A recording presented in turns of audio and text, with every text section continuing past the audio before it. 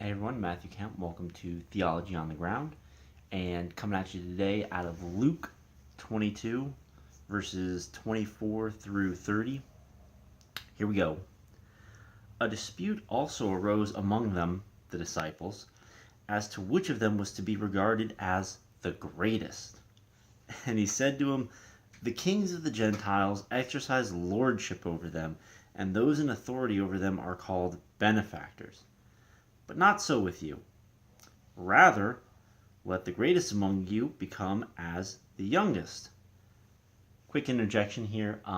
You'll note in their culture that unlike ours, which is obsessed with youth, and if you ask somebody how old they are and they're older than 30, it's regarded as an insult.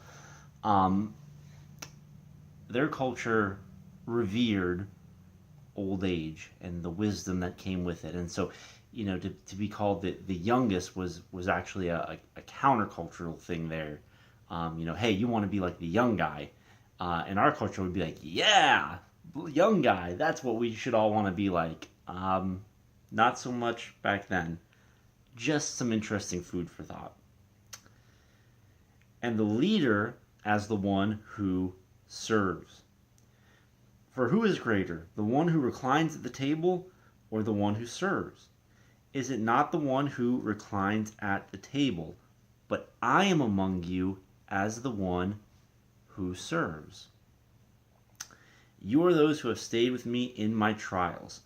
I assign to you, as my Father has assigned to me, a kingdom, that you may eat and drink at my table in my kingdom and sit on thrones judging the 12 tribes of Israel. Now, this passage is just astonishing for the paradoxes that it presents. First of all is the countercultural notion that, hey, if you want to be the greatest, you should be serving and not in this position that would be looked on as the greatest. But Jesus admits, hey, the one who is served, the one who reclines at the table, is greater than the one who is serving. And then, boom, here's the paradox.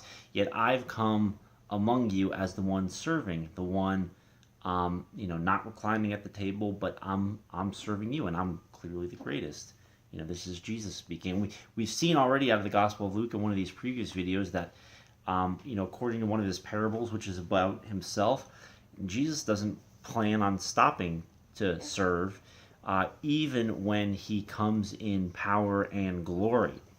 So that's really interesting. And then what's also interesting is he's telling them, hey, you guys need to stop worrying about who's great and who serves. But then he tells them that they will be great. They will be the one who is the greatest and reclines, right? Because the one who reclines at the table is greater than the one who serves. He tells them that, hey, you're going to be with me in my kingdom. The Father's going to assign you a kingdom.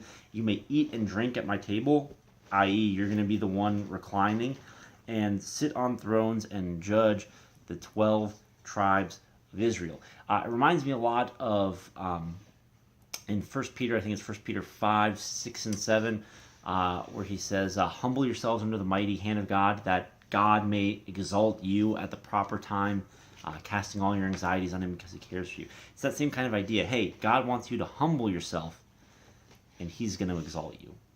So that's what it is here. He says, hey, serve, and later you are going to be served by Jesus, no less, as we've seen earlier.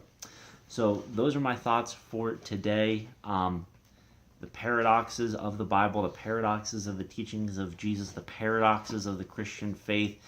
But there's an emphasis on service. You are going to serve and eventually be served.